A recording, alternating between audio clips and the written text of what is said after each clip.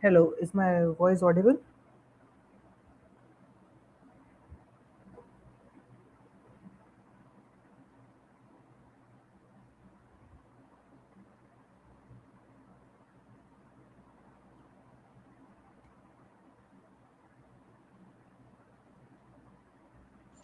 Yes, sir, you are audible, sir. Okay, okay, okay. Hi, uh, hi everyone. So this is me, Raksha Bhardwaj, and I'll be taking your data structures and algorithms class today.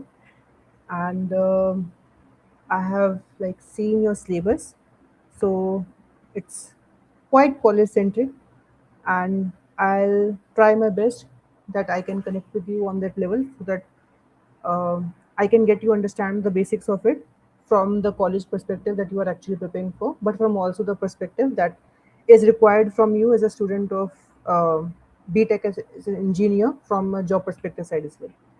So the modules that you have that I have with me is Unit One, that is Introduction to Your Algorithm Complexity. Okay, hi. Yeah, you can speak, I guess. Hello, sir. Hi. Hello, sir. My name is Arifa Kayyum. Sir, I want to tell you that this label which I shared with you is not confirmed yet because I didn't get syllabus from university. So Mm-hmm. I uploaded that syllabus from AKTU website. Mm-hmm. So there can be changes. मतलब changes हो सकते हैं हाँ, syllabus कोई में. Issue नहीं It's है. not confirmed. No issues, Is no that issues. okay with you? Yeah, it's Okay. no issues. I don't think it Okay. would change much, but from a DSA perspective, it all remains same.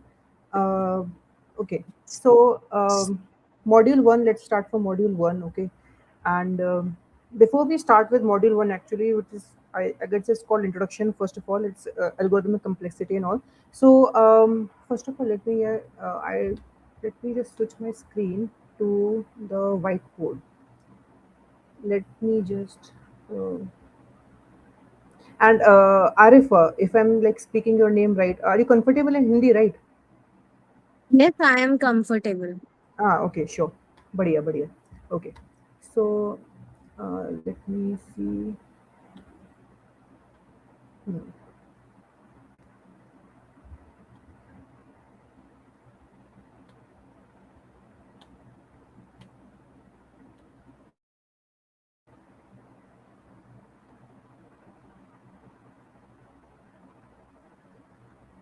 All right. Okay. So can you see my screen? Yes, sir. I'm able to see your screen. Okay. So हमारा जो पहला topic है ना इसके अंदर वो है हमारा एल्गोरिथमिक कम्प्लेक्सिटी. फिर इसमें आगे आके हमारा आता है data structures, arrays and string operation, stacks and queues. And फिर इसमें एप्लीकेशन ऑफ स्टैक्स है. एरेज का रिप्रेजेंटेशन हम स्टैक्स में भी कर सकते हैं, क्यू में भी कर सकते हैं. एंड आगे जाके इसको फिर रिकर्जन आएगा. पॉलिश एक्सप्रेशंस क्यों होते हैं, हम क्यों यूज करते हैं, और क्यों मतलब ये ह्यूमन बॉड मास से थोड़ा रिप्रेजेंट करते हैं, वो पढ़ेंगे इसमें. एंड लास्ट में आई गेस इसमें प्रायोरिटी क्यूज दे रखा है. Priority queues is a Java topic by the way. It's not present in like C and anywhere, so हम वो भी पढ़ लेंगे. Sir hmm. मैं पाइथन से डीएसए मतलब पाइथन लैंग्वेज चूज किया मैंने कॉलेज में. हाँ, कोई इश्यू नहीं है. देखो, डीएसए का मैं एक पैटर्न बताता हूँ. DSA is something which is present in every core of software engineering, and it doesn't depend कि आप कौन सी लैंग्वेज से उसे बेसिकली शुरू करते हो. So the core of DSA will always remain same, but the idea, but how you apply in code is basically remain different. For example, sorting की जब हम बात करते हैं, सॉर्टिंग आई गेस आप लोगों ने कॉलेज में भी एक बार पढ़ी होगी.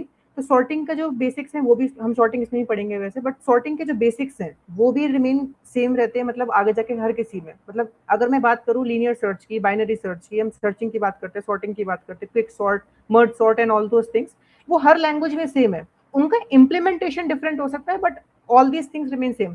जैसे कि लैंग्वेज सेंट्रिक अगर मैं आपसे बात करूं, आई गेस आप कॉलेज में ही हो, तो आपको सी पढ़ा रहे होंगे इस समय, राइट? फर्स्ट सेम में पढ़ाया था. हाँ, तो सी में आप लोगों को पॉइंटर्स के बारे में पढ़ाया होगा, एलोकेटेड पॉइंटर्स. हाँ, हाँ, अरे पॉइंटर्स. एग्जैक्टली. ये कमाल की बात इसमें ये है कि केवल सी ऐसी पर्टिकुलर लैंग्वेज है जो पॉइंटर्स का बिहेवियर शो करती है. And when we switch to other languages, जैसे आप पाइथन में आपने शिफ्ट करा, पाइथन तो बहुत बाद में ही, बट 1992 के अराउंड ही जब सन माइक्रो सिस्टम्स ने जावा को लॉन्च करा था, तब उसमें एक बहुत ही कमाल की चीज़ ये लिखी हुई थी कि डैंगलिंग पॉइंटर्स जो होते हैं, जो मेमोरी एड्रेसेस लीक कर सकते हैं, वो एक बहुत ही डेंजरस चीज़ है। मेरा कहने का पर्पस बेसिकली ये है, जैसे-जैसे लैंग्वेजेस हर ईयर के साथ इवॉल्व करती गई, आगे हम जो भी लैंग्वेजेस पढ़ते हैं, फॉर एग्जांपल एक टाइम पे जावा आई, फिर बाद में पाइथन आई, फिर जावास्क्रिप्ट आई। जावास्क्रिप्ट इवॉल्व हो के उसके बाद जावास्क्रिप्ट को और स्ट्रिक्ट बनाया गया, तब एक नई लैंग्वेज का जन्म हुआ जिसका नाम टाइपस्क्रिप्ट था। जब टाइपस्क्रिप्ट अच्छे से कंप्लीट हो गई, तो उसके बाद फिर और भी लैंग्वेजेस ने जन्म लिया। For example Golang I, Golang like 2011 में आई। तो लैंग्वेजेस का evolution is basically on the side of development part. हम डेवलपमेंट में कितना उसे इम्प्रूव कर सकते हैं, but the core thing remain same कि डीएसए तब भी थे और आज भी है, एंड इट लैंग्वेज वाइज वो सेम रहेगी। And for you what I would suggest कि अगर आपको अपनी लाइक प्लेसमेंट जर्नी भी अगर आपको शुरू करनी है, कॉलेज तो करना ही करना है, focus on C as a low level part. But अगर आपको पाइथन से आगे डीएसए में कंटिन्यू करना है, सो स्टार्ट राइटिंग कोड, जो हम यहाँ से भी करना शुरू करेंगे ना, तो you start writing code on your end as well. Okay, so let's start. Okay, I guess this introduction would be fine. So unit 1 is basically introduction to your algorithmic complexity and your various data structures. Okay, let me try to tell you with a bit example. Okay, this example I like very much. Okay, and this is one of those examples that I started when I worked in my backend learning. Okay, let me see if yeah. Okay, okay, all right. Let's take an example of a backend service. Okay, let's take example of a system. Let's take you. Okay, so you are a developer who has made a particular system like this. So this is your system. Okay, suppose करते हैं, मतलब हम मानते हैं इस चीज़ को कि आपने क्या करा, एक ऐसा सिस्टम बनाया जिसे आपका सर्वर कहते हैं, और ये आप डेवलपर हो उसके। ओके, और आपने ऐसा सर्वर बनाया जिसकी हेल्प से आप एक क्लाउड सर्वर पे, यहाँ पे क्लाउड सर्वर पे आप बहुत सारी फाइल्स को जो है ना वो भेज सकते हो। सो आपने बेसिकली एक थर्ड पार्टी इंटीग्रेशन सिस्टम बनाया। सपोज कर, मतलब बहुत बेसिक सा ये तो, कि आप एक डेवलपर हो, आपने सोचा कि यार मैं एक काम करती हूँ, बहुत सारे लोगों को ना फाइल्स अपनी मैनेज करना ना बहुत डिफिकल्ट हो जाता है, फ़ोन की स्टोरेज भर जाती है, लैपटॉप की स्टोरेज भर जाती है, तो कुछ ऐसा करते हैं जो उनकी हेल्प कर सके। तो फिर आपने सोचा कि यार क्या कर सकते हैं उसके लिए, तो आपने एक ऐसा सर्वर बनाया जो एक एपीआई को यहाँ पे हिट करेगा, और आप उस एपीआई की हेल्प से उस छोटे से सर्वर को जो आपने यहाँ पे बनाया है, उसकी हेल्प से आप क्लाउड में उसे अपलोड कर सकते हो। ठीक है, अब आपने उसे लिखने के लिए कोई कोड तो लिखा होगा। यहाँ पे हम जो क्लाउड सर्विस का इस्तेमाल कर रहे हैं, वो हम इसलिए कर रहे हैं क्योंकि क्लाउड के अंदर बहुत सारा डेटा हम स्टोर कर सकते हैं, तो इससे हमारी क्या है कि स्टोरेज की जो सिस्टम है वो खत्म हो जाएगी, और क्लाउड से किसी सामने वाले को एक्सेस मिलना बहुत ईजी हो जाएगा। तो आपने सर्वर बनाने के लिए कुछ कोड लिखा होगा, फिर उस कोड के बाद आपने यहाँ पे जो एपीआई के थ्रू आप यहाँ पे भेज रहे हो, वहाँ पे आपने कुछ कोड लिखा होगा, और उस कोड को लिखने के बाद जस्ट वेट अ सेकंड, हाँ, तो उस कोड को लिखने के बाद आपका कुछ टाइम यहाँ पे लगा होगा, जाहिर सी बात है। सर्वर पे आपने कुछ चीज़ लिखी होगी, और सर्वर से क्लाउड पे आपको भेजने में कुछ पर्टिकुलर टाइम लगा होगा, हो सकता है वो 2 मिली सेकंड हो, 3 मिली सेकंड हो, कुछ भी हो। अब हम बात करते हैं क्यों complexity on a large scale इसमें मैटर करती है। चलो हम एक बात सोचते हैं, मान लो आपने एक ऐसा सर्वर लिखा, एक ऐसा सिस्टम लिखा जो 2 चीज़ चेक करता हो। मैं आपको एक तरीका दिखाता हूँ इसका। चलो सोचते हैं कि आपने एक ऐसा सर्वर का तरीका लिखा जिसमें हो सकता हो कि आपका एक फॉर लूप, आपको शायद नहीं पता होगा, फॉर लूप पता है क्या आपको? यस, पता है। हाँ, ओके। तो सोचो कि आपने एक ऐसा फॉर लूप लिखा जिसमें आप ये चेक कर रहे हो, एक फॉर लूप आपका लगेगा जिसमें केवल ये चेक होता हो कि इसमें क्लाइंट की जो फाइल का कंटेंट है, हम केवल उसे ही रीड कर रहे हैं for loop. Okay, and this for loop is basically design कि आप आउटर लूप से केवल ये चेक कर सको कि क्लाइंट के फाइल में एक्चुअली प्रेजेंट क्या क्या है। सेकंड फॉर लूप में आप लोग ये डिसाइड कर सको इसके अंदर कि चलो हमने क्लाइंट की फाइल देख ली, हम इसे पार्स कर सकते हैं, we can do it very well. Second for loop में मैं ये चेक करूंगी कि क्या मेरे पास क्लाउड स्टोरेज में हम उसे बिट बाय बिट कैसे प्रेजेंट करेंगे, तो एक फॉर लूप हमने उसके लगाया। फॉर एग्जाम्पल यहाँ पे एक फॉर लूप आई का लगा, एक फॉर लूप यहाँ पे जे का लगा, और हमने यहाँ पे इसे पार्स करते चले गए। अब शुरू में जब आपने ये सर्विस शुरू करी होगी, तो हो सकता है आपके पास केवल 10 सब्सक्राइबर्स ही हो या 10 यूजर्स ही हो। तो आपने एक बार फॉर लूप लगाया जिसकी टाइम कॉम्प्लेक्सिटी छोड़ो, टाइम कॉम्प्लेक्सिटी का टर्म में भूल जाओ। मान लो कि आपने ये एक फॉर लूप लगाया जिसमें 100 बिट की फाइल थी, आपने 100 बिट को एक एक बिट बार करके चेक करा, हर बिट को आपने एक एक बार करके रीड करा और आपने उसे पार्स करा, तो हो सकता है इसकी एक टाइम कॉम्प्लेक्सिटी 100 बार हो, मतलब 100 बार चेक करा आपने। अब क्योंकि आपने ये फाइल 100 बार चेक करी, तो आपने 100 बार की एक एक बिट को भी क्लाउड पे अपलोड करा होगा, तो ये भी 100 बार होगी। तो कितना हो गया, ये 100 इंटू 100 हो गया, या फिर मैं इसे कह सकता हूँ ये 100 का स्क्वायर हो गया। अब क्योंकि ये पहले ही 10 यूजर्स के लिए बनाई गई थी, हो सकता है कि नई नई सर्विस शुरू हुई हो, लोगों में बात कम फैली हो और गिटअप के थ्रू आपने इसका प्रचार करा हो, लिंक्डइन के थ्रू करा हो, एनीवे 10 यूजर के लिए करा हो, और 10 यूजर के लिए आपने इसके लिए करा हो, तो एक एक यूजर के लिए कितना टाइम लगा, 10 इंटू 100 का स्क्वायर। और ये बात तो तब की जा रही है जब एक फाइल केवल 100 ही बाइट की हो, और जो कि फाइल कोई होती ही नहीं है। तो इस टाइम पे आपकी जो 10 इंटू 100 का स्क्वायर है, ये बहुत छोटी अमाउंट है, बहुत मिनिमम अमाउंट है, ये आपको कभी महसूस नहीं होगा कि ऐसा कुछ होगा। अब इसे थोड़ा सा ब्रॉड करके चलते हैं, अब इसे थोड़ा ब्रॉड करते हैं। ब्रॉड इस तरीके से करते हैं,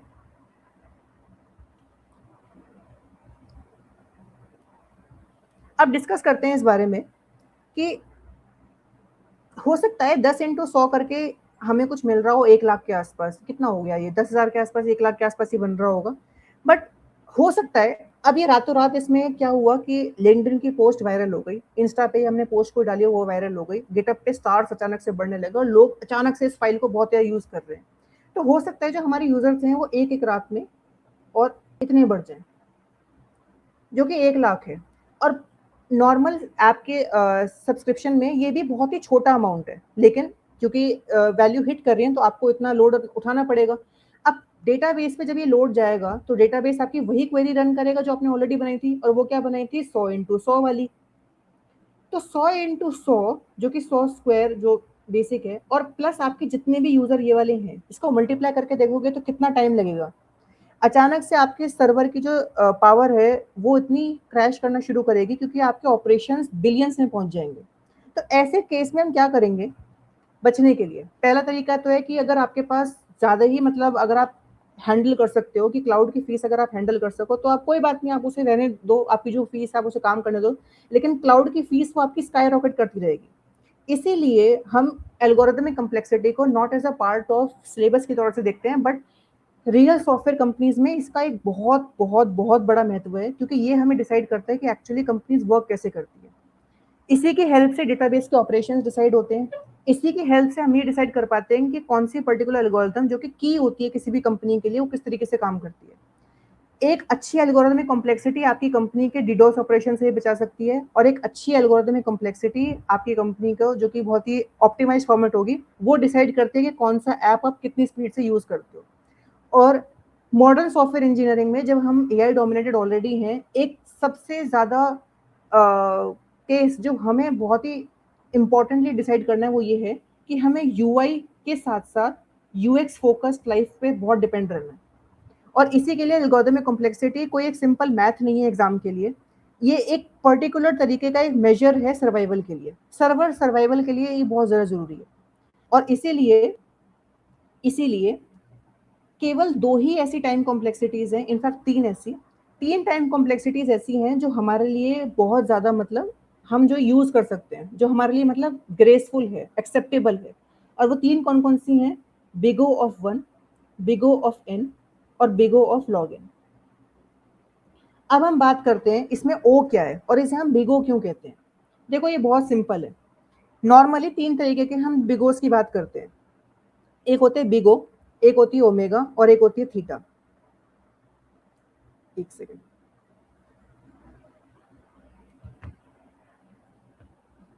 ओके, सो हम कहाँ थे, हाँ। तो इसमें नॉर्मली हम 3 तरीके की बात करते हैं, बिग ओ, ओमेगा और थीटा। बिग ओ होता है हमारी वर्स्ट केस टाइम कॉम्प्लेक्सिटी, जो अभी हमने यहाँ पे डिस्कस करी। जैसे कि जब मैंने यहाँ पे तो हमने जब डिस्कस करा तो उसमें ये था कि 100 इंटू 100 की बाइट की एक यूजर मतलब स्पेस लेगा, तो ये 100 का स्क्वायर हो जाएगा, राइट। लेकिन क्या हर बार किसी फाइल की ये टाइम कॉम्प्लेक्सिटी एग्जिस्ट करेगी? चलो इसी एक छोटे से एग्जांपल के तौर पर समझते हैं, तो ये हमें क्लियर हो जाएगा इस तरीके से, ठीक है। ऐसे समझ के देखो, ऐसे समझ के देखते हैं, एक सेकंड।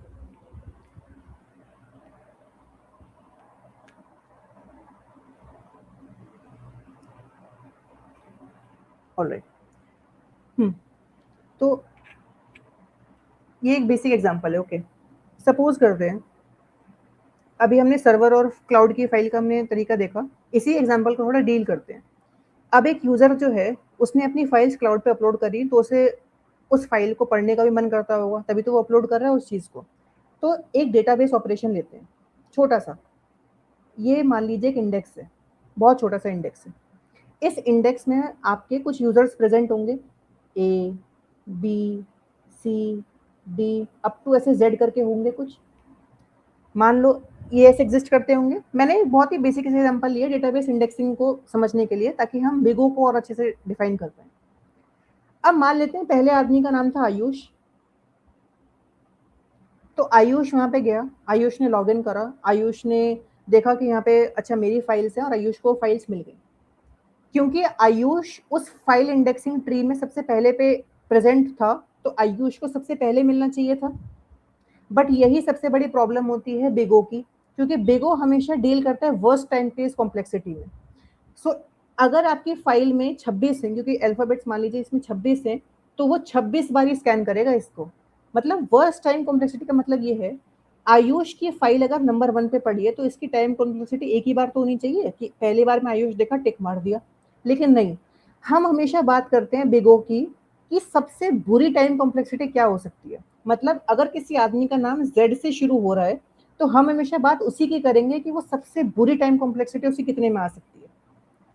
इसीलिए बिगो की टाइम कॉम्प्लेक्सिटी ज्यादा इंपॉर्टेंट होती है जब हम थीटा या ओमेगा की बात करते हैं, जब हम आगे देखेंगे।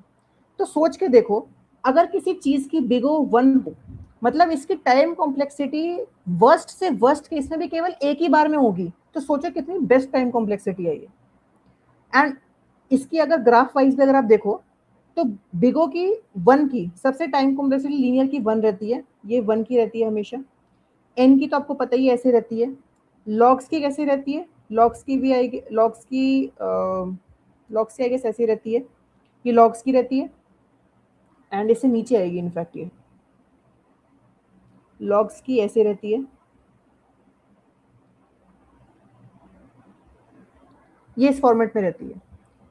एम का मतलब है, जब हम बिग ऑफ 1 की बात करते हैं, कि मतलब उसने एक ही बार में ढूंढा और एक ही बार में मिल गया। और ये सबसे ज्यादा यूज कहाँ पे होता है, जब हम सॉर्टेड एरेज की बात करते हैं। हम देखेंगे आगे सॉर्टेड एरेज का मतलब क्या होता है। तो मेरे केस में अगर मैंने बिग ऑफ 1 की बात करी और मैंने मान लो कोई नाम लिख दिया इसमें मोहन, हमने कोई मोहन नाम का नाम लिख दिया, तो एम जो यहाँ पे बीच में एग्जिस्ट करता होगा, ये मुझे एक ही ऑपरेशन में मिल जाएगा, मुझे 10 बार लगाने की जरूरत ही नहीं पड़ी।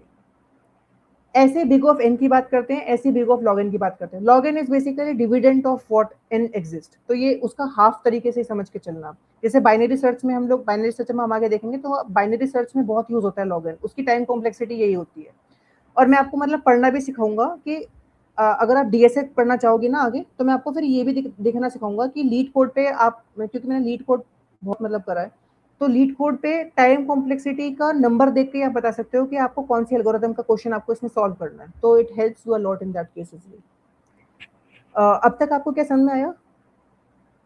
समझ आ गया सर। मेरे को बस ये पूछना था कि हम्म लॉग एन वाले में जो हमने, जैसे हमने बीगो एन वाला पहले देखा था, तो हम्म उसमें जैसे हमने मोहन, जो हमारे पास डेटा है हम्म उसमें हमने मोहन अगर एम एम, तो उसने एक बार उसी में दिखा दिया, एक एक एक उसमें हम्म एक राउंड में।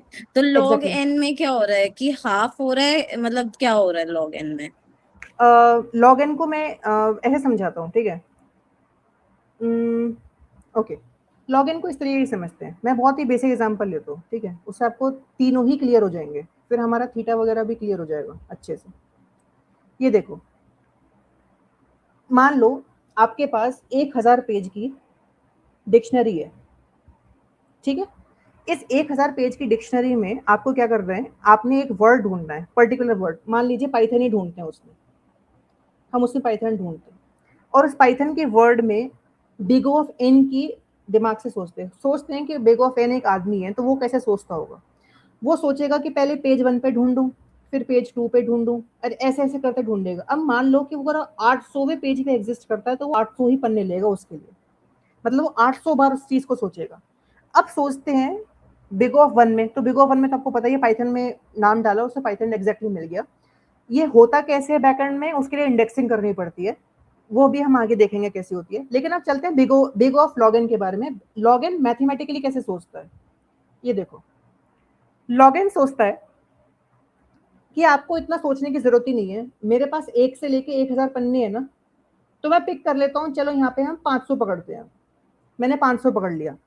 अब 500 में ढूंढता है वो कि हम वर्ड्स को ढूंढना शुरू करते हैं 1 से लेके m तक, मतलब यहाँ से a से लेके m तक हम वर्ड ढूंढना शुरू करते हैं मिड में। एंड p क्या आता है, p आता है m के बाद, तो ये 500 से पहले वालों को तो निग्लेक्ट कर देगा। And when you do this, 500 के बाद आपने 500 से पहले वाले निग्लेक्ट कर दिया। सॉरी मैं नीचे कर लेता हूँ, मुझे शायद दिख नहीं रहा होगा आपको, मैं नीचे कर लेता हूँ, हाँ ओके। तो 500 से पहले वाले उसने निग्लेक्ट कर दिया, तो आपके पास अब बचे 500 से 1000। दोबारा इसको काट देगा आधे आधे में, 750 से 1000, दोबारा उसे काट देगा नीचे, 250 में कितना काटा, 125, तो ये 125 में काट देगा इसे, और ऐसे कट करता रहेगा जब तक इसे वैल्यूज नहीं मिल जाएगी। लॉग एन की डेफिनेशन क्या होती है, लॉग एन की डेफिनेशन भी आप सुन लो। लॉग एन की डेफिनेशन बहुत क्लियर है। एवरी टाइम आपका प्रोग्राम एक स्टेप लेता है, उस जो रिमेनिंग डेटा है उसका आधा कट हो जाता है। फॉर एग्जाम्पल जो अभी हमने इसमें देखा, 1 से लेके 1000 में आपको एक वैल्यू चूज करनी है। आपने एक स्टेप अपना पहला लिया, क्या चूज करने में, कि मैं 500 पे डायरेक्ट जंप करूंगी, ये आपका पहला स्टेप है। लेकिन इस पहले स्टेप में आपने ऑलरेडी क्या कर दिया, आपने अपने 1 से 1000 के डेटा को आधा काट दिया। यही होता है लॉगिन की। लॉगिन क्यों इतना एफिशिएंट है, वो इस चक्कर में है। आपका एक एक स्टेप आपके डेटा को आधा आधा बार काटता रहेगा।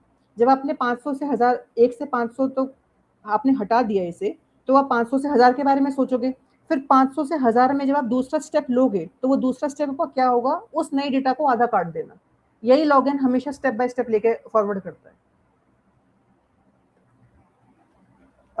चलें क्या आगे, मतलब Yes, sir.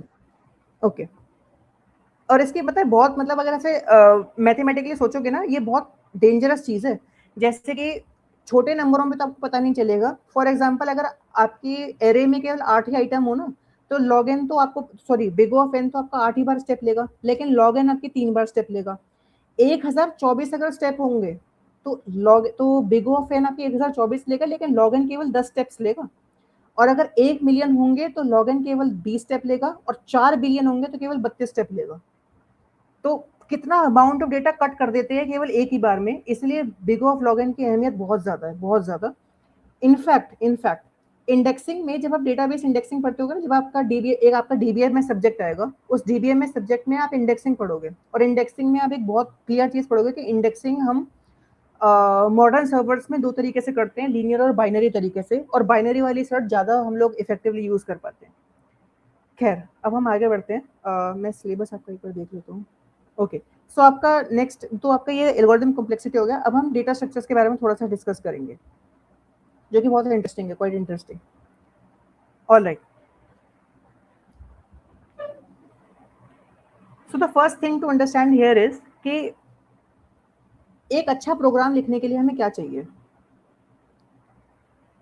एक अच्छा प्रोग्राम, हम जब एक अच्छे प्रोग्राम के बारे में बात करते हैं तो हम क्या सोचते हैं, क्या वो कोड मैटर करता है? नहीं, वो कोड मैटर नहीं करता। क्या वो लैंग्वेज मैटर करती है? वो ये भी नहीं मैटर करती। आई थिंक सबसे मैटर चीज ये करती है कि आप कौन सा डेटा स्ट्रक्चर यूज करते हो, और डेटा स्ट्रक्चर यूज करने के बाद आप उसको यूज कैसे करते हो।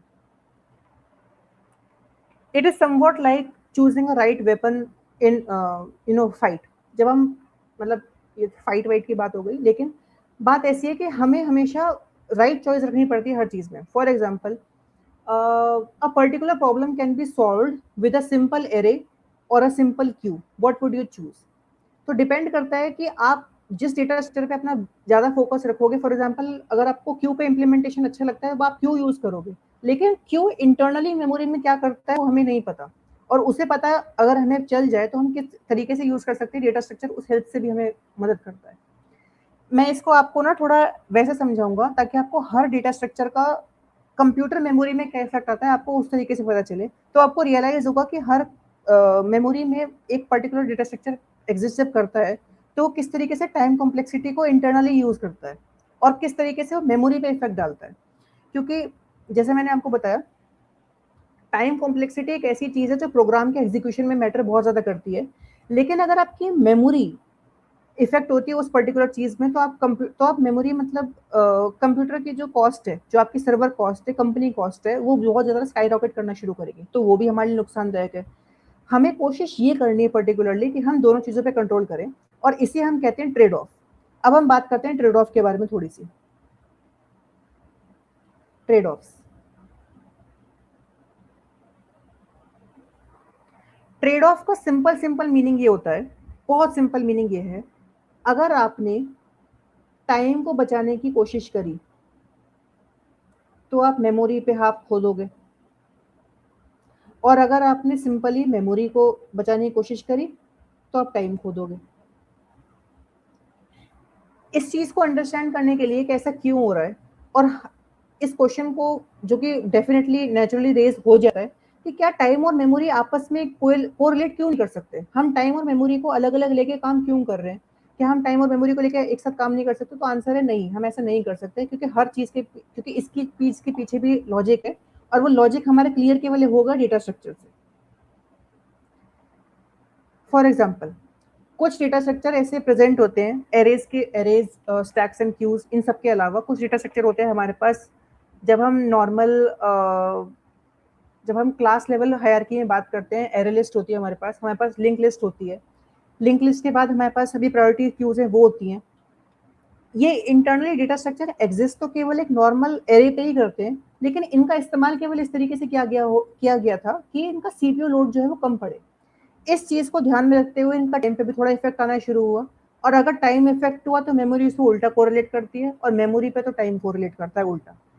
इसी हेल्प से हमें ये समझना पड़ेगा कि डेटा स्ट्रक्चर किस पर्टिकुलर प्रॉब्लम के लिए क्या यूज करेंगे, और उस यूज केस से हम टाइम और मेमोरी को थोड़ा बहुत बचाने का ट्राई करते हैं। ये एक गोल्डन ट्रेड ऑफ है, हम इसे कंट्रोल नहीं कर सकते, but as an engineering perspective हम बहुत ज़्यादा ट्राई करते हैं कि हम टाइम को थोड़ा बहुत बचाने का ट्राई करें, ताकि मेमोरी हमारी उससे कोरिलेट हो जाती है। अब हम पढ़ते हैं, आगे बढ़ते हैं डेटा स्ट्रक्चर में। और उससे पहले आई गेस मैं एक चीज़ भूल भी गया, मुझे पहले ये बताना था कि थीटा और ओमेगा क्या होते हैं, सॉरी। थीटा और ओमेगा के बारे में मुझे थोड़ा बताना है, जो कि बहुत सिंपल है। नॉर्मली आपके कॉलेज एग्जाम्स के लिए आपको ओमेगा ही आएगा, और ओमेगा आपसे बहुत पूछा जाएगा। ओमेगा के आपको बहुत सारे क्वेश्चंस भी आएंगे, so I will try to share it with you also, कि मैं आपसे वो स्टडी मटेरियल शेयर कर सकूँ। बट बिगो से आगे आई डोंट थिंक कि कॉलेज एग्जाम्स में पूछा जाएगा किसी भी केस में। ओमेगा और थीटा थ्योरेटिकल चीजें हैं जो कि पता होनी चाहिए। अब बात करते हैं ओमेगा के बारे में। जैसे कि मैंने आपको बताया, जब बिगो की हम बात करते हैं तो दिमाग में हमेशा आना चाहिए वर्स्ट, जिससे बुरा से बुरा हो ही जाए, मतलब इससे बुरा तो हो ही नहीं सकता। अगर मैं बात करता हूँ एन की, तो एन का मतलब आपको मैंने बताया कि मतलब 800 बार वो चेक करेगा, 1000 बार चेक करेगा किसी पर्टिकुलर चीज के लिए। सोचो कि वो एन स्क्वायर हो, एन क्यूब हो, एन की पावर 4 हो, तो कितना वर्स्ट हो सकता है। किसी चीज में अगर 100 स्टेप लगते होंगे, तो एन स्क्वायर की टाइम कॉम्प्लेक्सिटी में वो 10,000 बार वो चीज एक ही बार रिपीट होती जा रही है। अगर वो एन क्यूब होगी तो वही चीज 1 लाख बार हो रही होगी। तो ये कितना मतलब घटिया चीज है एक तरीके से, कि कंपाइलर पे कितना नेगेटिव इफेक्ट आता होगा इस चीज को लेकर। तो हम जब ऐसी बात करते हैं वर्स्ट केस की, तो वो होती है बिगो, जो कि बहुत इंपॉर्टेंट होती है हमें यूज करने के लिए। एक इसके अलावा होती है ओमेगा। ओमेगा का मतलब होता है कि इससे तो बेस्ट आपकी हो ही नहीं सकती। मतलब जब हमने बात कर ली वर्स्ट केस की, ओमेगा हमारी बताती है कि सबसे बेस्ट क्या होती है, मतलब इससे तो बेस्ट हो नहीं सकती, इससे तो गारंटीड आपकी मतलब बेस्ट एंड बेस्ट ये चलेगी।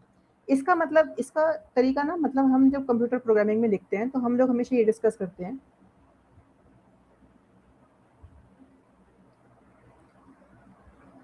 Program execution.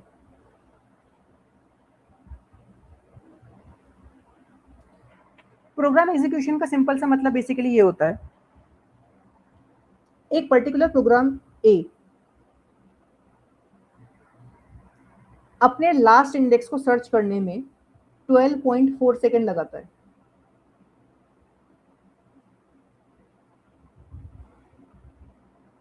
और एक प्रोग्राम बी उसी काम को करने में 16.4 सेकंड लगाता है। जब हम ऐसे काम करते हैं तो हमारा ध्यान जाता है पी ऑफ ए और पी ऑफ बी के एग्जीक्यूशन में, हमने उसके पीछे क्या कोड लिखा। अब क्योंकि ये लास्ट इंडेक्स की बात करें तो ये बिग ऑफ ओ है, ये बिग ऑफ ओ है। लेकिन ओमेगा हमेशा ये हमें बताएगा कि हमारी बेस्ट टाइम कॉम्प्लेक्सिटी केस किस चीज में हो सकती है जो गारंटीड इससे बेटर नहीं हो सकती। इसका एग्जीक्यूशन मैटर क्यों करता है? जब हमें पता चल जाता है कि बिग ओ की वर्स्ट टाइम कॉम्प्लेक्सिटी ये है, तो हम एक रेंज लगाना शुरू करते हैं 0 से 12.4 या 0 से लेकर 16.4 के बीच में, और हम ये चेक करते हैं कि एक पर्टिकुलर इंडेक्स पे हमें सबसे टाइट स्पीड कौन सी मिल रही है, और वही प्रोग्राम की एग्जीक्यूशन स्पीड होती है। क्या ये मैटर करती है नॉर्मल सॉफ्टवेयर इंजीनियरिंग में? May be. बट अगर आपको ये पता हो कि बिग ओ को कंट्रोल कैसे करना है, यानी कि आपकी जो 12.4 की ये वाली जो स्टेज है, अगर आपको पता है कि ये वाली आपको कंट्रोल कैसे करनी है, तो आपका प्रोग्राम एग्जीक्यूशन वैसे ही बेटर हो जाएगा। तो आपको फोकस हमेशा बिग ओ पे ही करना है, लेकिन थ्योरेटिकली आपको पता होना चाहिए कि बिग ओमेगा है, तो हाँ मतलब टाइम कॉम्प्लेक्सिटी इससे बेटर नहीं हो सकती, उसे बिग ओमेगा कहते हैं। अच्छा, थीटा क्या होती है? थीटा कुछ भी नहीं होता। Big omega, sorry, big O, और यहाँ पे आएगा थीटा आपका, और यहाँ पे आएगा आपका ओमेगा। ओमेगा आपकी सबसे बेस्ट है, बिग ओ आपकी सबसे वर्स्ट है, और थीटा आपकी एवरेज है। That's it. इसे बाउंड की हेल्प से लोग समझते हैं, कोई बुक्स में आपको बाउंड मिलेगा तो बिग ओ आपकी अपर बाउंड होती है, मतलब टाइम जो प्रोग्राम एग्जीक्यूशन सबसे हाईएस्ट लेवल पे होगी, इसे अपर बाउंड ये वाली कहते हैं। लोअर बाउंड में आपकी आएगी ओमेगा, और आपकी जो एवरेज में आपकी जो डील कर रही होगी वो आपकी होगी थीटा। बस यही बस ये एल्गोरिथमिक कॉम्प्लेक्सिटी है। इसके क्वेश्चंस होंगे, वो मैं क्वेश्चंस आपको एक दो करके दिखा दूंगा, तब आपको वैसे क्लियर हो जाएगा। अब हम थोड़ा डीएस पे शिफ्ट करते हैं, क्योंकि DS is very important. Okay,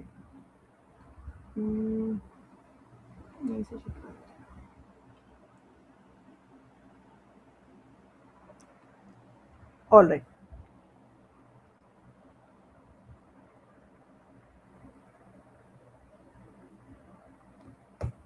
सबसे पहले हम इसमें शुरू करेंगे एरेस से।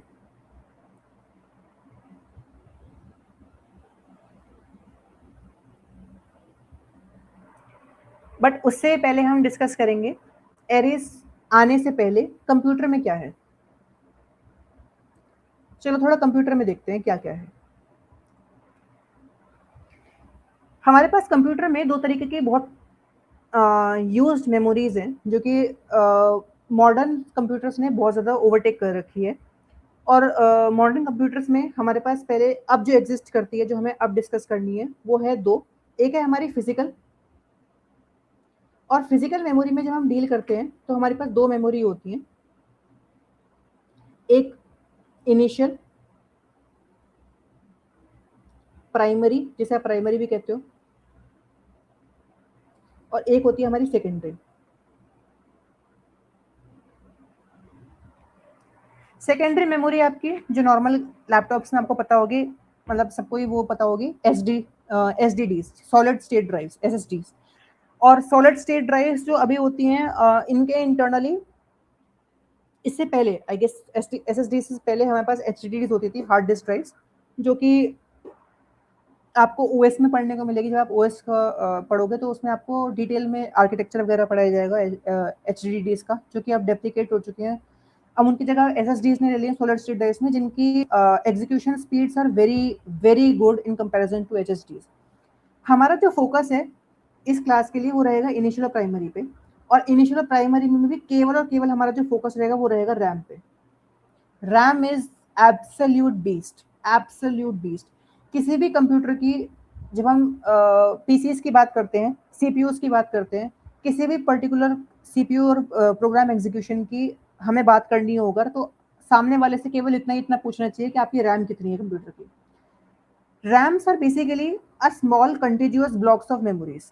एक ग्रीन कलर की एसडी कार्ड होती है जो आपके सीपीयू के अंदर लगती है। ये ग्रीन कलर की कार्ड होती है जिसके अंदर हेक्साडेसिमल कोडिंग होती है, और ये हेक्साडेसिमल कोडिंग आपके कंप्यूटर ब्लॉक्स को दी जाती है, मतलब जो आप बाइट का एग्जीक्यूशन करते हो उसको दी जाती है। इस ग्रीन कलर की स्ट्रिप ने बेसिकली सारा काम कर रखा है and it is very dangerous. Hardware reality RAM की बेसिकली ये होती है, इसे अगर समझना हो ना तो इसे ऐसा समझ के चलना कि रैम ऐसा कुछ भी नहीं है, लेकिन एक एक्सेल की स्प्रेडशीट है जिसमें मिलियंस ऑफ रोज लॉन्ग एक एक स्प्रेडशीट है। इस स्प्रेडशीट की यानी कि जो रैम है, इसकी एक एक सिंगल सेल जो बेसिकली डेटा को होल्ड करती है वो केवल 1 बाइट की है, और ऐसे कई मिलियन है इसके अंदर। लेकिन रैम की जो पर्टिकुलर स्पेस है वो सेकेंडरी मेमोरी से बहुत ज्यादा कम होती है। एक एसएसडी अगर 1 TB की 512 GB की अगर एग्जिस्ट करती है तो रैम केवल 8 या फिर 16 GB की होगी। और रैम का केवल एग्जीक्यूशन इस मेमोरी वाइज इतना कम इसलिए है, और सिर्फ बस इसलिए है क्योंकि रैम का केवल काम होता है प्रोग्राम एग्जीक्यूशन ब्लॉक में अपनी जगह बनाने के लिए और प्रोग्राम का एग्जीक्यूशन फास्ट करवाने के लिए। रैम की हेल्प से हम आपके बचे हुए जो कंप्यूटर की स्टेट है हम उसे स्टोर करवा पाते हैं रैम में, ताकि नेक्स्ट टाइम आप जो काम को उठाओ तो आपकी एग्जीक्यूशन रैपिडली लाइटनिंग स्पीड में हो। रैम की हेल्प से हम लोग इंडेक्सिंग की कर पाते हैं, रैम की हेल्प से हम लोग एग्जीक्यूशन कर पाते हैं। सॉलिड स्टेट ड्राइव्स में आप लोग फाइल्स को स्टोर करवा पाते हो, मतलब रख पाते हो उन्हें, और उनका रीडिंग कर सकते हो, राइटिंग कर सकते हो, सब कुछ काम कर सकते हो। बट रैम ही वो चीज़ है जो एप्लीकेशन को एप्लीकेशन जैसी फास्ट बना पाती है। रैम्स की हेल्प से आप मल्टीटास्किंग कर सकते हो and everything. So basically RAM is there, तो आपका कंप्यूटर बेसिकली ब्रीथ कर पा रहा है, और जितनी हाई आपकी रैम की मेमोरी होगी आप उतनी ज़्यादा उसमें काम कर पाओगे। Simple as that. अब हम बात करते हैं हार्डवेयर रियलिटी की, और क्यों एरेज इसमें फिट होता है। क्योंकि एरेज, और मैं कहता हूँ एरेज भी छोड़ो यार, जितनी भी आप डेटा स्ट्रक्चर पढ़ोगे ना आगे जाके, लाइक मैं बीच बीच में हो सकता है कभी कभी जावा थ्रू आउट करूँ, लेकिन ऐसे भटक मत जाना इसमें। Java and Python are internally data structure point of view से डिट्टो सेम है, एग्जीक्यूशन डिफरेंट हो सकती है, और मैं आपको ट्राई करूंगा कि मैं आपको पाइथन लेवल तक की भी उसमें अंडरस्टैंडिंग दे सकूं। जब हम बात करते हैं रैम की, तो रैम बेसिकली एक मेमोरी एड्रेस की तरह वर्क करता है, जो कि आपको एक सीपीयू बेसिकली आपको एक अगली से एड्रेस देता है किसी पर्टिकुलर चीज को। चलो अब इसे समझते हैं इन पॉइंट ऑफ कि हम इसे कोड ब्लॉक में कंटिन्यूसली एलोकेट कैसे कर सकते हैं, उससे थोड़ा हमें भी क्लियर होएगा। समझ के देखते हैं,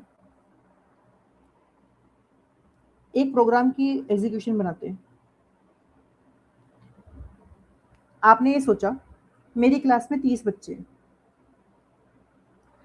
30 बच्चे हैं, और उन 30 बच्चों के लिए हम क्या करेंगे कि एलोकेशन करते हैं अटेंडेंस का, एक पोर्टल बनाते हैं छोटा सा, और आप लोग उनको अटेंडेंस देंगे। तो आपने क्या करा, अपने कंप्यूटर ब्लॉक में int x students is equal to 30 आपने असाइन कर दिया। नॉर्मल सी है अभी के लिए, हम ज़्यादा हार्ड कोड लिख भी नहीं रहे। इसमें इंट क्या है, इंटीजर, मैं कोड में और डीप में भी जाऊंगा इसमें। एक्स क्या है, जो वेरिएबल जो आप इसे असाइन कर रहे हो 30, जो नॉर्मल आपको असाइन करना है। इंटरनली हो क्या रहा है पीछे से अभी ये देखना। आपने जब इस प्रोग्राम को एग्जीक्यूशन करा कंपाइलर में जाके, कंपाइलर एक बाइट कोड इसमें जनरेट करेगा, और बाइट कोड जब वो फाइल जनरेट करेगी तो वो जाएगी रैम के पास, मतलब मेमोरी जब वो एलोकेट करना शुरू करेगी। रैम क्या करेगा, 30 के 30 कंटिन्यूअस, कंटिन्यूअस का मतलब होता है एक के बाद एक के बाद एक के बाद एक के बाद एक के बाद एक, ये नहीं कि एक के बाद एक छोड़ दिया फिर एक और ले लिया फिर एक और ले लिया, नहीं, 30 के 30 ब्लॉक लगा देगा आपके नाम के। ये आपके नाम पे फिक्स हो गए हैं। अब ये 30 ब्लॉक जो है आपके हो गए हैं, आप इसमें भरो या आप इसमें ना भरो, ये आपकी मर्जी है। ये 30 के 30 ब्लॉक होते हैं एरेज।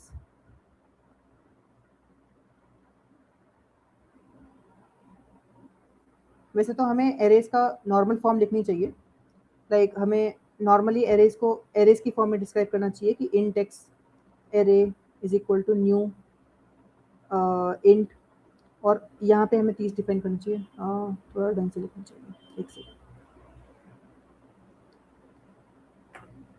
डिस्क्रिप्शन एरे का ऐसे ही होगा, इंट एक्स एक ब्लैंक एरे, और हम न्यू एरे क्रिएट कर रहे हैं तो न्यू इंट और 30।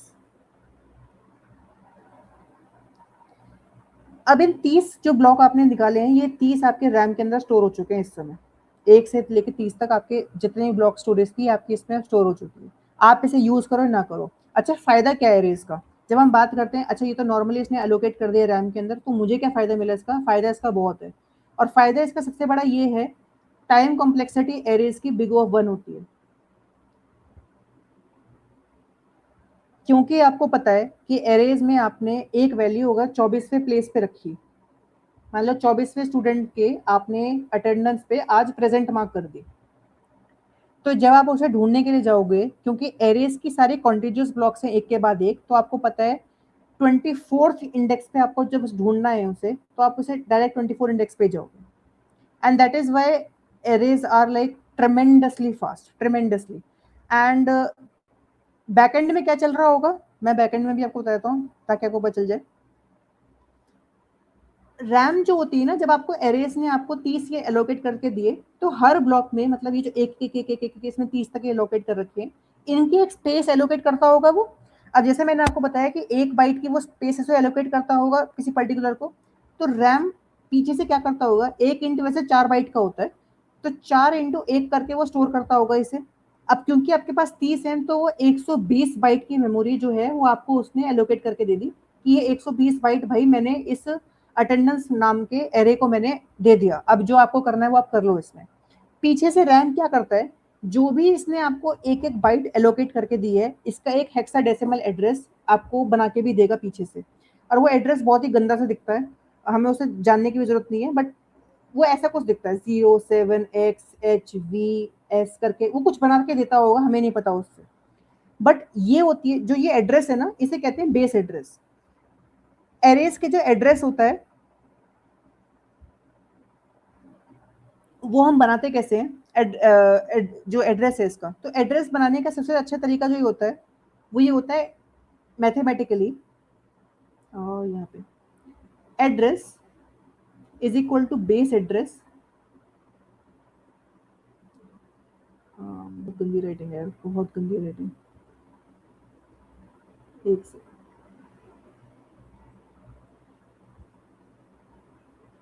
Address is equal to base plus, और इसमें आई गेस इंडेक्स आता था,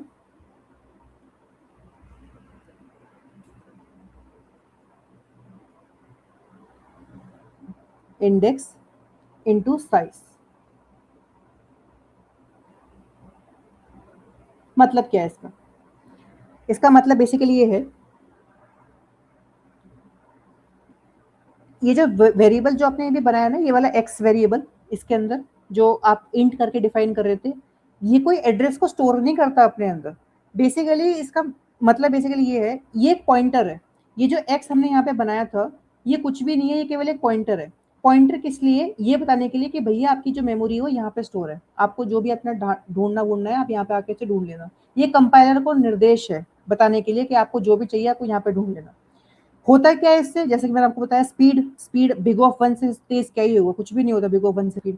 तो अगर सीपीयू को पता है कि आपका जो बेस एड्रेस है वो ये कुछ गंदा सी वैल्यू है, अगर ये है तो इसकी हेल्प से, और आपको इंडेक्स पता है, इंडेक्स मान लो आपका, अगर आपको 24वां इंडेक्स ढूंढना है, बेस एड्रेस आपका ये है, 24वां इंडेक्स पे आपको यहाँ जाना है, साइज कितनी होगी, साइज होगी आपकी 4, मैंने बताया 4 इंटू 1 बाइट इंटू 4 ही हो गया, तो एड्रेस कितनी जल्दी आ जाएगा किसी पर्टिकुलर इंडेक्स का। यही फायदा होता है रैम का, सॉरी एरेज का। Arrays are tremendously fast.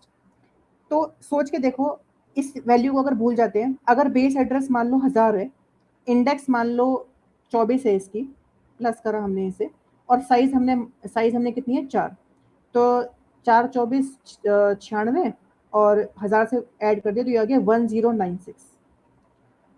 तो क्या करेगा अब सीपीयू बेसिकली, नीचे कर लेता हूँ मैं इसे, तो क्या करेगा सीपीयू बेसिकली, सीधा जाके स्किप कर देगा 1096 एड्रेस पे, और वहां पे जाके एरे का एलिमेंट ढूंढ के ले आएगा बिग ऑफ 1 टाइम में।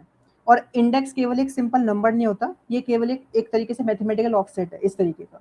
That is why arrays are tremendously fast. लेकिन अब एरेज में बहुत सारी अच्छी बातें हैं, तो कुछ बुरी बातें भी होंगी डेफिनेटली, क्योंकि इतना सही तो कोई भी नहीं है। तो बुरी बात क्या होती है एरे में, अब मैं एरे की आपको थोड़ी बुरी बात बताता हूँ। एरे में सबसे बड़ी कमजोरी और सबसे बकवास डिजाइन पर्सपेक्टिव से, जो कि आगे जाके इससे अलग अलग डेटा स्ट्रक्चर अपने अपने काबिलियत के हिसाब से ओवरकम भी करते हैं, वो ये है, एरे में एडिशन करना ना बड़ा डिफिकल्ट है। जैसे कि अभी आपने 30 लोगों का नाम डाला, यहाँ पे आपने कहा कि 30 बच्चे हैं, लेकिन अगले साल बच्चे बढ़ गए, अब आप क्या करोगे? अब आप ये थोड़ा ना कहोगे एरे को जाके कि यार एक काम कर, मेरा एक ब्लॉक जाके ऐड कर दे। नहीं, आपने उससे एक नया वेरिएबल, मान लो आपने ये कहा कि मैं एक नया वेरिएबल बनाऊंगी इंट वाई करके, जो कि एक्स को ओवरकम करेगा 31 बना के, लेकिन पहले 30 थे, अब आपने 31 कर दिए। तो नॉर्मली जो हमें समझ में आती है लॉजिकल भाषा में, वो तो ये है ना कि एक डब्बा और जोड़ दो लास्ट में, ये है ना, ये वाला डब्बा जोड़ दो लास्ट में, और क्या हो गया, मतलब 30 को 31 कर दिया। नहीं, एरे बेवकूफ है, और उससे बेवकूफ रैम होती है। तो एरे को ये लगता है कि जब आपने एक नया वेरिएबल बना दिया 31 नाम का, जो कि मेरे पास है नहीं, क्योंकि मैं तो कंटिन्यूस अलोकेट करता हूँ ना, क्योंकि रैम क्या कर रही है पीछे से, उसने आपको 30 तो दे दिए, ये वाले 30 तो उसने दे दिए, हो सकता है उसने 31वां किसी और ही प्रोग्राम को दे दिया हो, तो हमें थोड़ा ना पता है वो। तो रैम क्या करती है, इस 30 को तो पहले डिलीट करेगी, उसके बाद क्या करेगी, एक नया ब्लॉक ढूंढेगी कंटिन्यूअस, और उसमें जाके फिर वो 31 ब्लॉक बनेगी आपके नए। फिर आपने सोचा अगले साल की, या अगले साल भी नहीं, हो सकता है मिड सेमेस्टर में क्या हो गया कि आपके 5 बच्चे और आ गए, अब 36 बच्चे हो गए, तो वो डालेगा नहीं उसे, वो इससे फिर हटाएगा और फिर एक नया ब्लॉक बनाएगा इसके अंदर। इसे कहते हैं मेमोरी ग्रेडिंग, इस पर्टिकुलर चीज को कहते हैं मेमोरी ग्रेडिंग। और ये मेमोरी ग्रेडिंग का बेसिकली मतलब ये है, कुछ भी नहीं है, कि मेमोरी को आप बार बार डिग्रेड कर रहे हो। ये नहीं कि रैम ये काम कर नहीं पाएगा, रैम तो सब कुछ ही कर लेगा, लेकिन ये मेमोरी को लॉन्ग टर्म के इफेक्ट में ठीक नहीं है। अगर आपका प्रोग्राम मान लो 1000-2000 लाइन्स का हो और उसका एग्जीक्यूशन इस तरीके से स्पीड में चल रहा हो, तो मेमोरी पे इसका नेगेटिव इफेक्ट आता है, जो कि हमें नहीं करना चाहिए। तो एरेज की जब हम बात करते हैं, तो एरेज के साथ एक छोटा सा डिस्क्रिप्शन ये भी आता है कि एरेज को आप केवल तभी यूज करें जब आपको पता हो कि इससे ज्यादा फिक्स्ड वैल्यू आगे चेंज नहीं होगी। अगर आपको लगता है कि आगे इससे चेंज होंगी या नहीं होंगी, हमें नहीं पता, तो आप इसमें और चीज़ों का इस्तेमाल कर सकते हो। आप इसमें क्यूज का इस्तेमाल कर सकते हो, you can choose dynamic stacks, आप इसमें लिंक लिस्ट का इस्तेमाल कर सकते हो, लिंक लिस्ट से बेटर क्या चीज़ है, एरे लिस्ट का इस्तेमाल कर सकते हो, एंड सो ऑन। तो हम इसे आगे देखेंगे जब हम रिप्रेजेंटेशन करेंगे। मैं आपको कोड लेवल में ना, जब हम कोड करके, मैं आपको कोड करके दिखाऊंगा कि डायनेमिक इम्प्लीमेंटेशन किस तरीके से हम करते हैं, so that you can understand it like really well. I guess ये क्लियर होगा आपको? Yes, sir, clear. Okay, so next हम चलते हैं अब स्ट्रिंग्स में। Strings is crazy. Strings arrays की तरह बिहेव नहीं करती, बट स्ट्रिंग्स का एक फॉर्मेट है। Let me set it up first.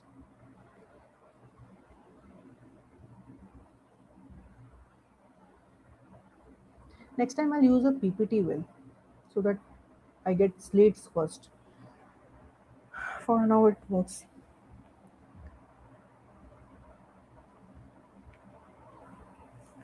So where does a string get stored? The first question that we should be asking ourselves is, एक array में आप नंबर स्टोर कर लो। एरे तो एक बेसिकली कंटिन्यूअस ब्लॉक है, तो array में तब कुछ भी स्टोर कर लो।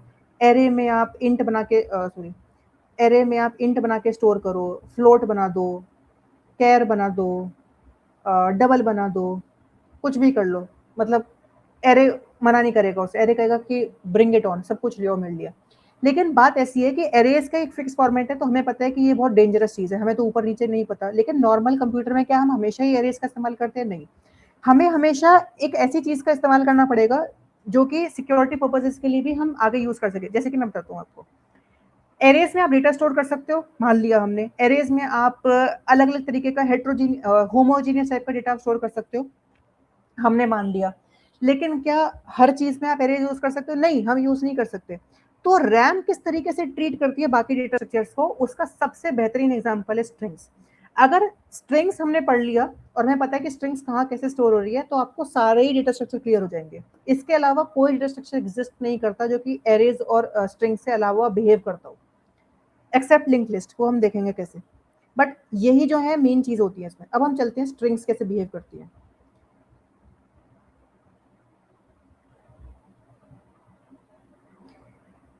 पहले मैं आपको बताता हूँ सी का कंसेप्ट, ताकि आपको थोड़ा वहां से क्लियर हो जाए।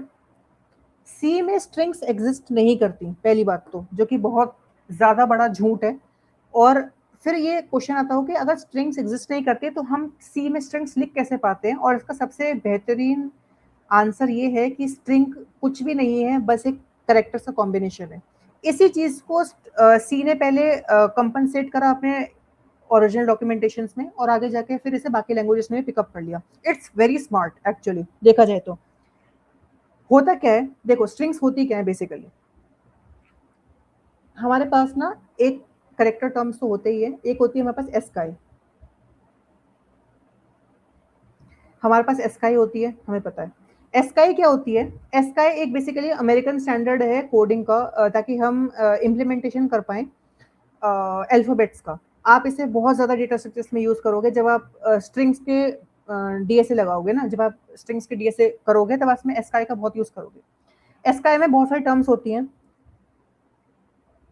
0 से 96 तक आई गेस आपके स्मॉल लेटर्स होते हैं,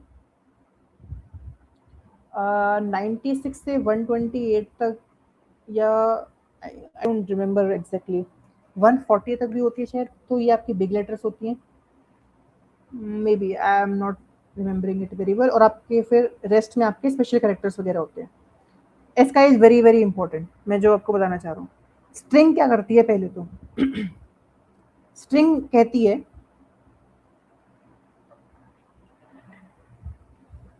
स्ट्रिंग समझने के लिए एक कैरेक्टर 1 बाइट का होता है,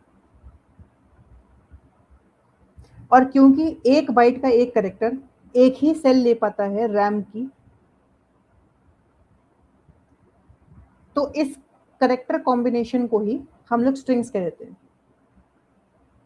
so hello is not simply hello written in one form, it's hell, it's HELLO stored inside a CPU. That's a fatal flaw of C. C हमें ऐसा महसूस करवा पाती है वर्चुअली कि स्ट्रिंग्स बेसिकली एग्जिस्ट करते हैं as form of contiguous forms, but नहीं, वो रैम के अंदर इंटरनली भी करेक्टर्स की फॉर्म में इंडिविजुअली अलग अलग स्टोर कर पाती है।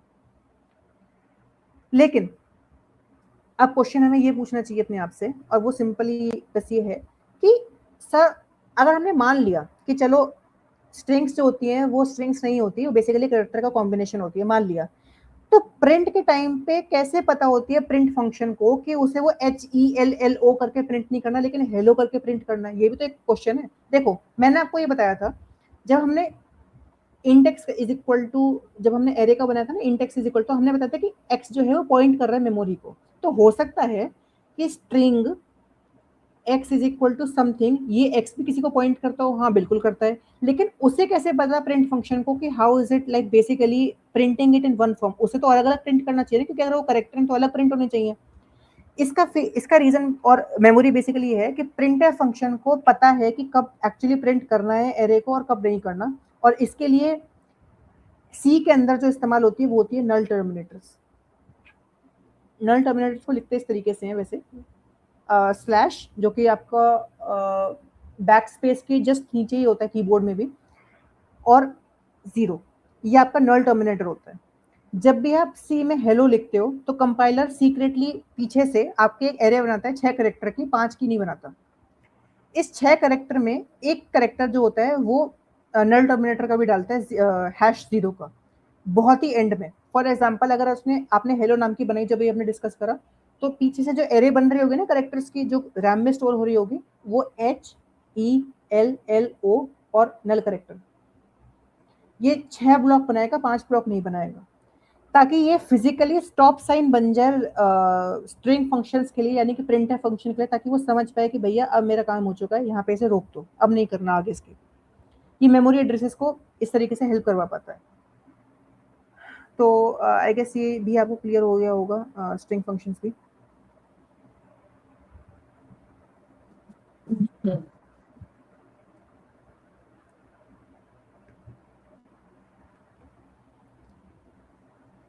स्ट्रिंग में हमारे पास लाइक बहुत सारी, पाइथन में भी तो हमारे पास बहुत सारी फंक्शनलिटीज इसमें होती हैं। हमारे पास लेन होती है जिससे आप लेन का पता लगा सकते हो, फाइंड होती है, इंडेक्स ऑफ, पता लग जाती है।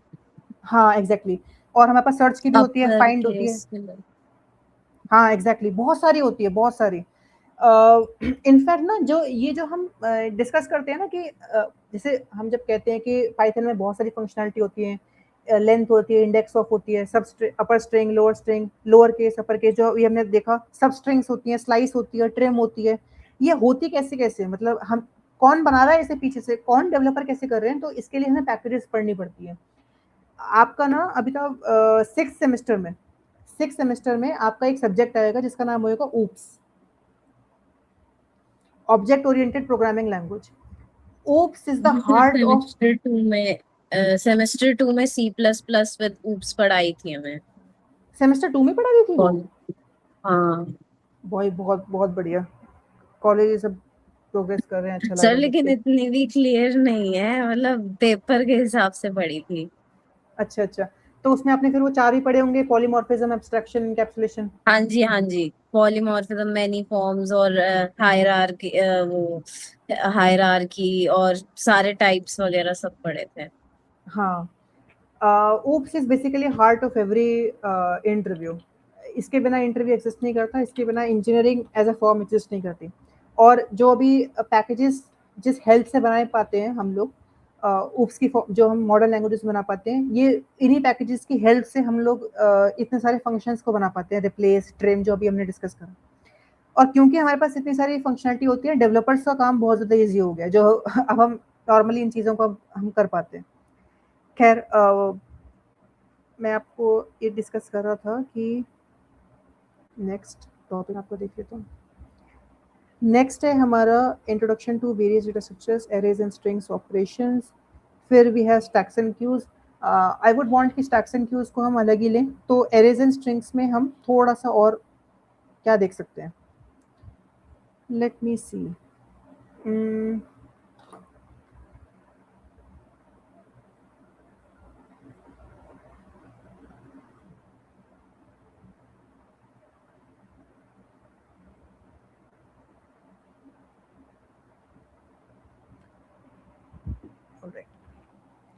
एक और चीज़ इसमें वो ये है कि स्टैक्स एंड क्यूज की हेल्प से, stacks and queues basically arrays की इंटरनल इम्प्लीमेंटेशन होती हैं, जो कि अलग कर दी गई एरेज से because of how they behave. But queues and stacks हैं तो डेटा स्ट्रक्चर अलग अलग। हम जब बात करते हैं तो एरे की अलग बात होगी, स्ट्रिंग्स की अलग होगी, क्यूज एंड स्टैक्स की अलग ही बात होगी हमेशा। लेकिन इंटरनली स्टैक्स एंड क्यूज बहुत रिजेम्बलेंस शो करते हैं आपके उसे एरे से, बहुत ज़्यादा इंटरनली वो बहुत बिहेव करते हैं। लेकिन उनमें कुछ स्टॉप केसेस लगा रखे हैं बाय डेवलपर्स, ताकि वो आपको ऐसे बिहेव करें जिसको आपको दिखते, जैसे कि स्टैक्स आपको ऐसे ही बिहेव करते हुए मिलेंगे कि स्टैक एक ऐसा पर्टिकुलर डेटा स्ट्रक्चर है जिसमें जो पहले आएगा वो पहले जाएगा, ऐसे वाला नहीं, जो लास्ट में आया वो ऐसे करके पहले जाएगा। आई डोंट रिमेंबर, मेरा लीफो फीफो पता नहीं, तो इतने कंफ्यूजिंग हो जाते हैं ना, तो मुझे हमेशा डायग्राम से याद रहते हैं। Like one who comes first goes last. So this is how stacks comes. Queues में भी सेम केस होती है।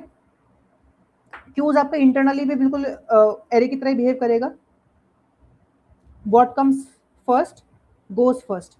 तो फीफो तरीके से क्यू बिहेव करता है, लीफो तरीके से आपका स्टैक्स बिहेव करता है। इंटरनली मैं आपको समझाऊंगा स्टैक्स एंड क्यूज इंटरनली कैसे बिहेव करते हैं। इसको तो मैं कोड लेवल में आपको करके भी दिखाऊंगा कि हम कोड लेवल कि मैं आपको जब कोड लिख के दिखाऊंगा ना, तो फंक्शन हम बनाएंगे और फंक्शंस के हेल्प से भी आपको समझ में आएगा कैसे कैसे ये चीज़ अप्लाई होंगी। But I guess it's 9 o'clock now, so that would be from my side. आपको कोई क्वेश्चन है आज की इससे? हाँ जी सर, मेरे को ये पूछना था, मेरे को इससे रिलेटेड नहीं है, मेरे को ये है कि जैसे आप मुझे आज पढ़ाया आपने, ठीक हाँ है, जी। तो मेरे को जैसे नोट्स और क्वेश्चन जैसे थ्योरेटिकल प्लस प्रैक्टिस के लिए मुझे कैसे पता चलेगा, मतलब कैसे करना होगा? आपको मतलब पढ़ने के लिए से?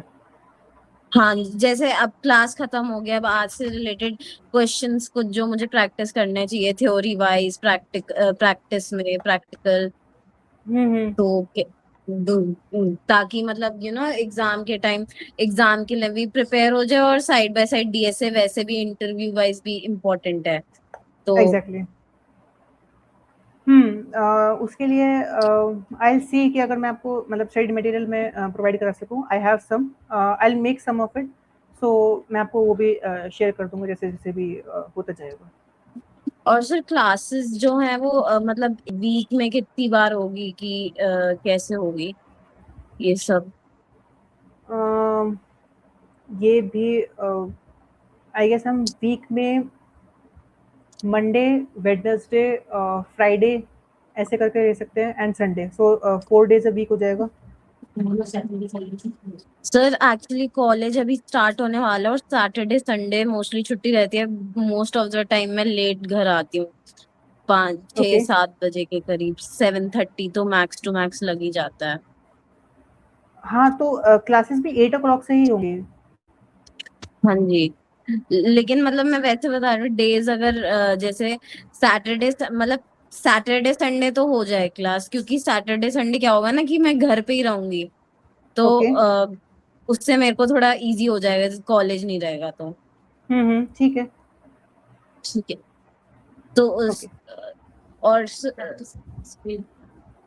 और सर कोई बुक है इसके लिए, रेफरेंस हाँ, बुक या कुछ? इसके लिए रेफरेंस बुक्स बहुत है यार, मतलब डेटा स्ट्रक्चर्स एंड एल्गोरिदम्स। मैं आपको एक दिखाता हूँ, एक second, let me search first.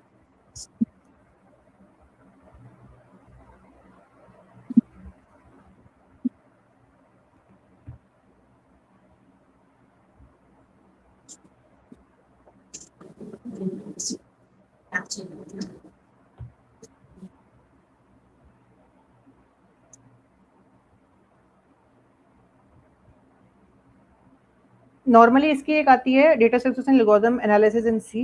But इसमें क्या है कि पता है क्या है, स्टडी मटेरियल अगर आपको पढ़ना ही है ना, तो आप ना जीएफजी के आर्टिकल से भी देख सकते हो, they are very detailed and course oriented. बाकी जो कोर्स रिलेटेड नोट्स और लेक्चर्स के मतलब क्वेश्चंस वगैरह रहेंगे, I will try to frame some frame of them. बाकी आप ना जीएफजी के आर्टिकल से बहुत कंसल्ट कर सकते हो, they are very very good, very detailed. क्योंकि और लैंग्वेज स्पेसिफिक। हाँ जी। ये सर प्लीज कंटिन्यू। हाँ, वो लैंग्वेज स्पेसिफिक जो आप सोच रहे हो ना कि पाइथन लेवल की अगर मुझे कुछ मिल जाए वैसे मिल जाए, तो ये थोड़ा मिलना ना बुक वाइज बहुत ही डिफिकल्ट है। और आपको क्यों पता है, बात ऐसी है, बुक लेवल लर्निंग में ना अगर आप लैंग्वेज स्पेसिफिक देखने जाओगे तो रिसोर्सेज बहुत लिमिटेड है, और उनके मतलब कोडिंग जो राइटिंग है, मतलब जो जिस तरीके से लिखते हैं, इट्स वेरी कॉम्प्रिहेंसिव, तो वो समझ में कभी कभार नहीं आती। इसलिए इट्स गुड कि look for student centric article जो ऑलरेडी प्रेजेंट है। फॉर एग्जाम्पल जीएफजी के जो आर्टिकल्स हैं वो बच्चे ही लिखते हैं, वो कॉलेज के बच्चे ही लिखते हैं जो बेसिकली इंटर्नशिप या पार्ट टाइम वर्क वहाँ पे करते हैं, and they are very detail and theoretical. So मतलब वो तो बेस्ट है, आप वहाँ से शुरू कर सकते हो। और सर जैसे आपने मुझे स्टडी मटेरियल अगर शेयर किया, क्वेश्चंस वगैरह मैंने जैसे लगाए, क्वेश्चंस का हाँ प्रैक्टिस जी। करे, फिर चेक करने के लिए आप चेक कर दोगे, मैं आपको शेयर करूंगी तो? मतलब ऐसे तो हाँ, मैं ऐसे मतलब देख लूँगा, बट इसकी वैसे नीड वैसे पड़नी नहीं चाहिए, क्योंकि जो हम क्वेश्चंस यहाँ पे आप करेंगे ना, इसमें आपका नॉर्मली कंपाइलर बेस्ड ही लर्निंग होगी, जो आप नॉर्मली अपने सिस्टम पे खुद ही चेक करके करोगे। इतना या थ्योरेटिकल सर सब्जेक्ट। ये तो है। हाँ, क्योंकि इतना थ्योरेटिकल सब्जेक्ट डीएसए है नहीं, इसमें बेसिकली आपको अपने ही एंड से ये इम्प्रूवमेंट का सब्जेक्ट है, which I will help you in every course. I agree, but आप समझ रहे हो ना मैं क्या कहना चाह रहा हूँ, हाँ जी थ्योरेटिकली सर, मैं जितने भी। अब जैसे अगर मेरे को जैसे डाउट आ गया कि ये वाला कोड रन नहीं हुआ या ऐसी कोई प्रॉब्लम, वैसे तो उसमें कंपाइलर में दिखा देता है लाइन बाय लाइन, वो हम्म। डीबग करो तो।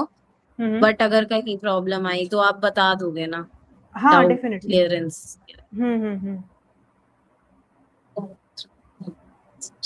और कॉलेज के जैसे एग्जाम होंगे तो उसके उसमें कैसे लिखना चाहिए, सजेशंस वगैरह, मतलब कि लिखना कैसे चाहिए कॉलेज में हाँ, आई विल एग्जाम्स हेल्प के यू लिए? In that as well. हाँ, मैं उसमें भी आपकी हेल्प कर सकती हूँ।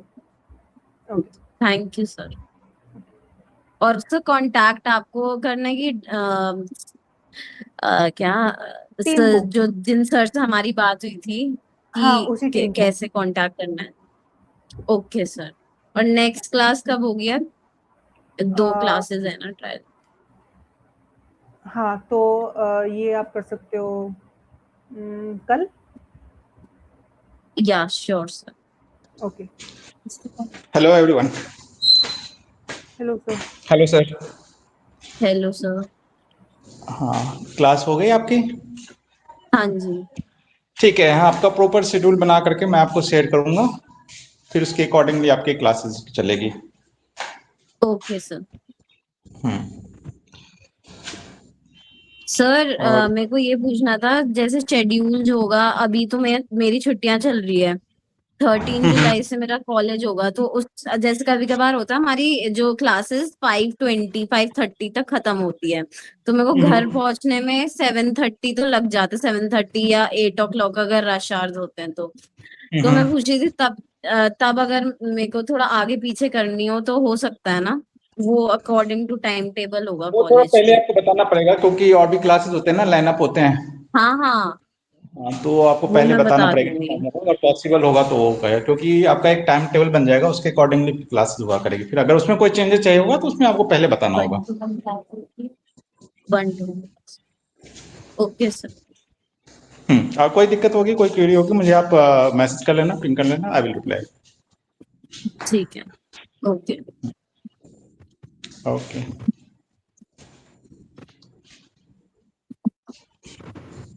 Bye sir, thank you. Okay bye. Okay, thank you Lakshya sir. Thank you.